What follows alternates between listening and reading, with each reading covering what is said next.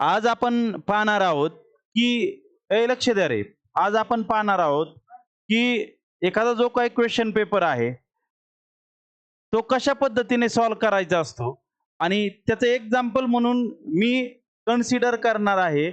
तुमच्या आता 9वी असेल तुम्ही किंवा 10वी असाल. तुम्हाला आता जी काही एक्झाम द्यायची आहे दिवाळीमध्ये किंवा बोर्डाचं जे काही एक्झाम पॅटर्न असतो, त्या पद्धतीने पेपर कसा लिहिला पाहिजे. आतापर्यंत तुम्ही पेपर जे लिहिलेत, हे आता एक पद्धत असते प्रत्येकाची एक युनिक पद्धत असते, की त्या मेथडने प्रत्येकजण पेपर सॉल्व्ह करत असतो. पण आता ह्या पद्धतीमध्ये तुम्हाला नक्कीच फायदा होईल असे बरेचसे मुद्दे आहेत. जसं की आता समजा असं आपण म्हणूया, आता इथं तुम्हाला मल्टिपल पेजेस दिसतायत. असेच पेजेस समजा तुमच्या अँसर शीटचे आहेत असं म्हणूया आपण. तुमची उत्तरपत्रिका जी आहे, त्या उत्तरपत्रिकेमध्ये असे पेजेस तुम्हाला दिसले रे दिसले, तुम्ही वन बाय वन सॉल्व्ह करत चालता. बरोबर आहे ना? हां, आता तुम्ही जर पहिला क्वेश्चन आहे, आपण असं म्हणूया, की 40 मार्काचा पेपर आहे. किती? 40 मार्काचा पेपर आहे आणि 40 मार्काचा पेपरमध्ये क्वेश्चन किती आहेत जवळपास असं म्हणूया. हां, नाही. अरे क्वेश्चन नसते. प्रॉपर 1 नंबरचा क्वेश्चन, 2 नंबरचा 1, 2, 3 आणि 4 आहे असं. 4च म्हणूया, 4च असतात. ओके. आता पहिला क्वेश्चन जो आहे, तो multiple choice, true false, find out odd आणि मॅच द पेअर याच्यासाठी 10 मार्काचा जो प्रश्न आहे, तो तुम्ही समजा या पेजवरती पहिल्या पेजवरती सॉल्व्ह केला बाबा. ओके. आता हा सिक्वेन्समध्ये असावा. याला तुम्ही वरती खाली शक्यतो काय डिस्टर्ब करायचं नाही. पहिला असेल, दुसरा असेल, तिसरा असेल. एखादं उत्तर नाही आलं तर ती जागा ब्लँक ठेवा. बरोबर? आणि त्याचा आन्सर नंतर लिहा. राहिला मुद्दा आता क्वेश्चन नंबर 2 मध्ये आलात तुम्ही. आता क्वेश्चन नंबर 2 मध्ये आला, तर पहिला प्रश्न असतो गिव्ह द रिझन. काय आहे? हां. क्वेश्चन नंबर 2 मध्ये पहिला आहे गिव्ह द रिझन्स. आता इथं तुम्ही नवीन पेजवर सुरू झाला. हा जो प्रश्न आहे तुमचा नवीन पेजवरती सुरू झाला. Question number 2 give the reason. आता तुम्ही ते लिहिलं. त्याच्यामध्ये किती ऑप्शन आहेत? 3 आहेत. किती आहेत? 3 ऑप्शन आहेत. तुम्हाला सॉल्व्ह करायचे 2. किती करायचे? 2. म्हणजे तुम्हाला त्या 3 पैकी आता त्याच्यात पण मुलं काय करतात? पहिला करतात, दुसरा करतात आणि तिसरा सोपा असतो. ऐकून घ्या. तिसरा कसा असतो? सोपा असतो. मुलं पहिले 2 सॉल्व्ह करतात आणि टाईम मॅनेजमेंट म्हणजे 2 तासाचा पेपर तुम्हाला मॅनेज करायचा आहे टाईम मॅनेजमेंटमध्ये. मग मुलं चुकतात कुठं? बरं तिसरा सोपा वाटतंय ना तुम्हाला? तिसरा लिहा पहिल्यांदा.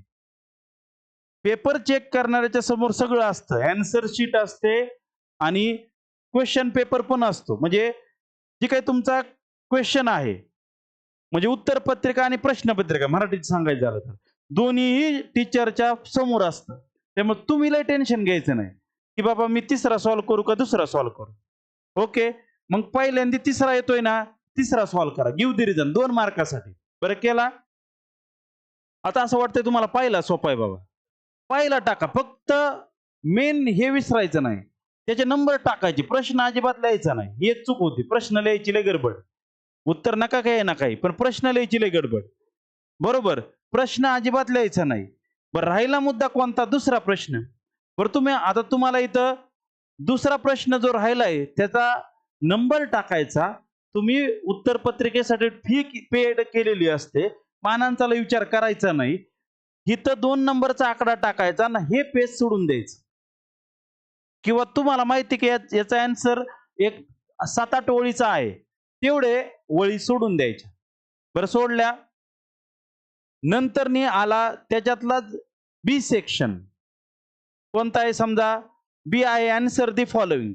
काय आहे? Answer the following. तिथं आहेत 3 सॉल्व्ह करायचे तुम्हाला. दिलेत त्यांनी 5 किंवा 6. मग त्यातला तुम्हाला 5वा जमतोय 5वा सॉल्व्ह करा. तिसरा जमतोय तिसरा सॉल्व्ह करा. आणि जो सोपा वाटतोय तो पहिला सॉल्व्ह करायचा. लय विचार नाही करायचा की सिक्वेन्स वाईजच पेपर सॉल्व्ह करायचा. नंतर दुसरा सॉल्व्ह करा. नंतर पहिला सॉल्व्ह करा. राहिला कोणता? हां, चौथा आणि 6वा. बरं तो लगेच नाही सॉल्व्ह करायचा. तुम्ही म्हणता ना, "सर आम्हाला चांगला दुसरा येतोय." पण लय घाई नाही करायची दुसऱ्याची. आणि काहींना ही पण चूक होती. सलग सगळं सॉल्व्ह करत चालतात आणि हिथं टायमिंगचा विषय हुकतो शेवटी. म्हणजे एखादा कॅन्डिडेट असा असतो त्याला पहिला दुसरा तिसरा येतो, इकडचे पण सगळे येतात आणि तो सगळा पेपर सॉल्व्ह करतो. मग टाइम मॅनेजमेंट हुकतं. इथं आता इथं तुम्ही आन्सर लिहिलं, इथं आन्सर लिहिलं, इथं आन्सर लिहिलं, इथं लिहिलं. राहिला मुद्दा कोणता? हा, दुसरा तुम्ही कोणता म्हणला? चौथा आणि 6वा. याला जागा सोडून द्या. नंबर पण टाकायचा. बोर्डाला तुम्हाला माहिती का?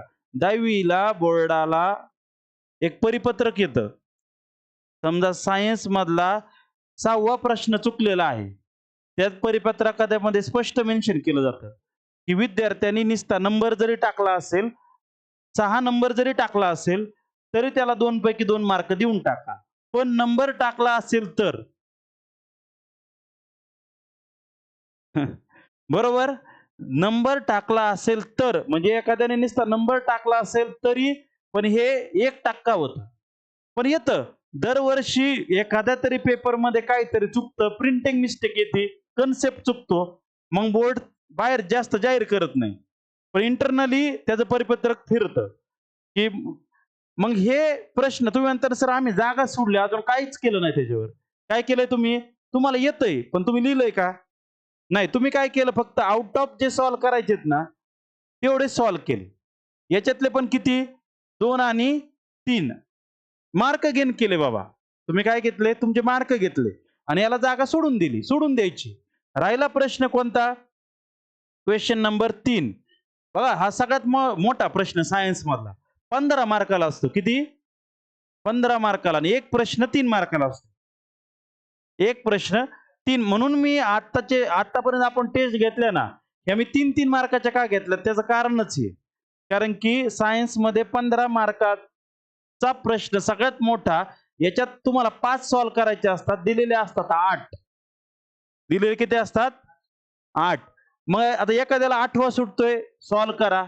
7वा, 6वा सुटतोय, सॉल्व्ह करा. नंतर एखाद्याला वाटतंय मला दुसरा सोपा वाटतोय, सॉल्व्ह. नंबरचा विचार नाही करायचा. हा देऊ का त्यो देऊ? तर देऊ दिसतोय ना सोपा, लगेच सॉल्व्ह करायचा. नंतरनी राहिले किती आता इथं? समजा 3 झाले का 5? येस. हां. हे 8वा, 7वा, 6वा, दुसरा आणि तिसरा झाले तुमचे. हां, आता परत काय करणार? मी सांगितली ती ट्रिक. हां, मी सांगितली ती ट्रिक. काय नाही याचा मी शेअर करणार आहे व्हिडिओ. ठीक आहे. हां. अजूनच सांगतो. नाही सांगितलं एवढं डीपली मी प्रत्येक वर्षी विद्यार्थ्यांना सांगतो. असं एवढं डीपमध्ये नाही सांगत. आता राहिला मुद्दा कोणता?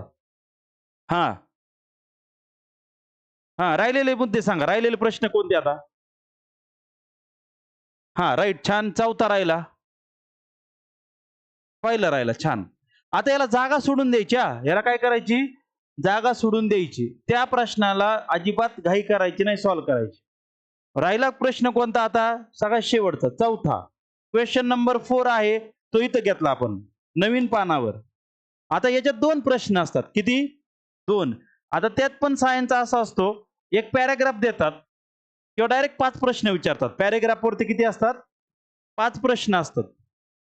मग ते 5 प्रश्न तुम्ही सॉल्व्ह करायचे. ते लगेच सुटतात. 1, 2, 3, 4, 5 ते सॉल्व्ह करायचा. राहिला बी मुद्दा. ऑप्शन असतो याला एक ऑप्शन दिलेला असतो. ऑर असतो. तो लगेच सॉल्व्ह करायचा नाही. आता तुम्ही म्हणता सर आतापर्यंत फक्त आपण आउट ऑफ 40 घेतले. आपण आउट ऑफ 40 पेपर सॉल्व्ह केला. काय केला? 40 मार्काचा सॉल्व्ह केला. मग तुम्हाला माहिती आहे तुम्हाला 40 पैकी 40 काहींना पडतात, काहींना 38 पडतात, काहींना 37 पडतात, काहींना 35 पडतात. बरोबर? हां. आता राहिला मुद्दा काय? हां,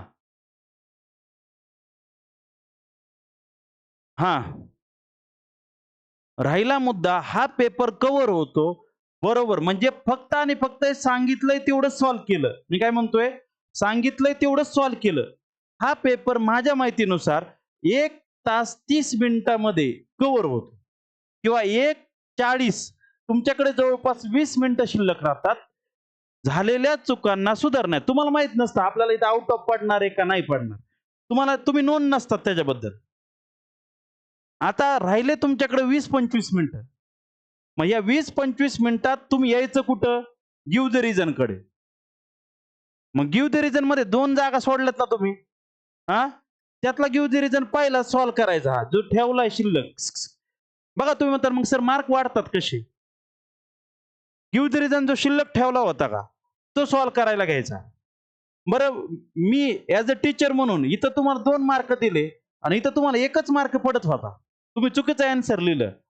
पण तुम्ही रिटर्न आल्यामुळे फायदा काय झाला? इथलचं उत्तर प्रॉपर लिहिलं तुम्ही. तर मग मी काय करणार? याला सर्कल करणार आणि इथं तुम्हाला 2 पैकी 2 देऊन टाकणार. तुम्ही रिटर्न आलेल्याचा फायदा काय झाला? तुम्ही रिटर्न आलात. रिटर्न आल्यामुळे तुमचे 1 मार्क वाढला नाही इथं. 1 मार्क काय झाला? वाढला, कमी झाला का? तिथं तुम्ही चुकला होता. गिव्ह द रिझन एक मुद्दा तुम्ही चुकीचा लिहिला होता. पण रिटर्न आल्यामुळे तुम्हाला 2 पैकी 2 मार्क देऊन टाकले.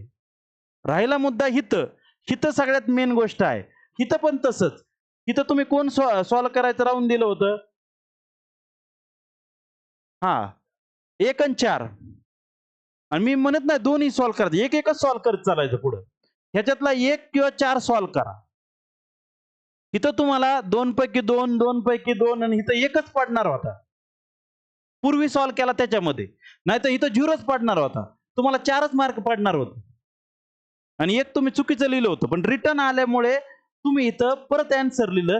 जे की बरोबर आहे त्याला 2 मार्क पडले. ज्याला की किती मार्क पडले? 2. म्हणजे तुम्हाला ॲक्चुअली किती पडणार होते? 4च पडणार होते. पण रिटर्न आल्यामुळे किती वाढले? 2 वाढले, कमी नाही झाले. तसंच इथं 15 मार्कामध्ये सेम तसंच लॉजिक आहे. तुम्हाला इथं 12 मार्क पडणार होते. 3, 3, 3, 3 पडले आणि तुमचा 1 चुकला. 12 मार्क पडणार होते. रिटर्न आल्यावर परत इथं तुम्ही लिहिलं काहीतरी. ज्याच्यामध्ये तुम्हाला 2 मार्क पडले. जाऊ दे 1 मार्क 14च पडले. पण 2 वाढले का नाही? 2 वाढले का नाही? मग अशा पद्धतीने आले तर मॅक्सिमम किती वाढले तुमचे? इथं बरं 1 वाढला. इथं 2 किती झाले? 3 आणि इथं बरं 4-5 च्या रेंजमध्ये तर गेलात का नाही? मग 4-5 मार्क बोर्डाला मॅटर करतात स्पर्धेमध्ये. जे नंबर हुकतात ना 90 प्लस गेले, एखाद्याचा 80 प्लस स्कोर गेला, एखादा फर्स्ट नाही आला, एखादा सेकंड आला, एखाद्याचं विजन असतं की मला पहिल्या 3 मध्ये यायचंय. मग ह्याचं कारण हे असतं. इथं मुलं चुकतात. आणि तुम्ही सगळे सिरियस होऊन ऐकताय म्हणजे तुम्ही फर्स्ट टाइम ऐकलेला आहे. तुम्हाला फर्स्ट टाइम कोणीतरी असं सांगितलं. मला माहिती ना. मी प्रत्येक वर्षी सांगतो, 9वीच्या बॅचला सांगतो. माझ्याकडे क्लासला जेवढे विद्यार्थी श्रीगोंद्याला असतील, इथं असतील किंवा कुठेही असतील, त्यांना मी सांगितलं ते म्हणतात, "सर आम्ही फर्स्ट टाईम ऐकलं." ही टेक्निक कशी असते माहिती का? ही टेक्निक थोडीशी हायर एज्युकेशनची आहे. पण ही आत्ता राबवली तर कुठेतरी फायदा होतो. समजलं? तुम्ही आत्तापर्यंत सांगा बरं. तुम्हीच सांगा तुमचा एक्सपिरियन्स. तुम्ही असं सॉल्व्ह करत होता का? नाही म्हणतात बघा. बरेच जण नाही म्हणतात. सांगितलं होतं. म्हणजे मला काय म्हणायचंय, तुम्ही रिटर्न यायचं. 1.5 तासात पेपर कव्हर करायचा. 40 मार्क आपल्या हातचे घ्यायचे आणि बाकीचे एक सॉल्व्ह करत चालायचं. म्हणजे तुम्ही गिव्ह द रिझन परत डबल या. मी काय म्हणतोय, गिव्ह द रिझन कडे तुम्ही डबल या. एक राहिलाय ना पेंडिंग. नाही, नाही इथं समजा इथं तुम्ही एक सॉल्व्ह केलाय. इथं तुम्ही डबल येऊ शकता. पण कधी? सगळा पेपर सॉल्व्ह झाल्यावर. म्हणजे सगळ्याचे एक घ्यायचे. गिव्ह द रिझन एक घ्यायचा, आन्सर द फॉलोइंग एक सॉल्व्ह करायचा. 3 पैकी एक सॉल्व्ह करायचा. तो 5 मार्काचा प्रश्न आहे ना, तो पण प्रयत्न करायचा सॉल्व्ह करायचा. पण रिटर्न यायला शिकायचं. रिटर्न आले तर पेपरमध्ये मार्क वाढतात. आणि हे बरेच विद्यार्थी चुकतात. आणि सगळ्यात मोठी चूक काय होती? मुलं आहे ना विचार करतात की 1, 2, 3 सिक्वेन्स वाईज सॉल्व्ह करायचं. कधी पण छान वाटतं पेपरमध्ये आपल्याला आउट ऑफ मार्क भेटतायत बरं का. मला जमतोय हा प्रश्न आणि मी लगेच सॉल्व्ह करणार. हा जमतोय मला, मी लगेच सॉल्व्ह करणार. त्यावेळेस ब्रेन खूप छान काम करतो. ठीक आहे. तर ही एक पद्धत आहे कशाची? की पेपर कसा सॉल्व्ह करायचा. ठीक आहे. समजलं? ठीक आहे. अशा पद्धतीने पेपर सॉल्व्ह केला तर नक्कीच त्या ठिकाणी काय होतो? फायदा होतो. आणि तर आता घ्यायचं होतं मॅथचा पार्ट, पण आता तुम्ही लई खूप आग्रही होते. पण उद्या काय आहे? टेस्ट आहे ना? ओके, कशावरची?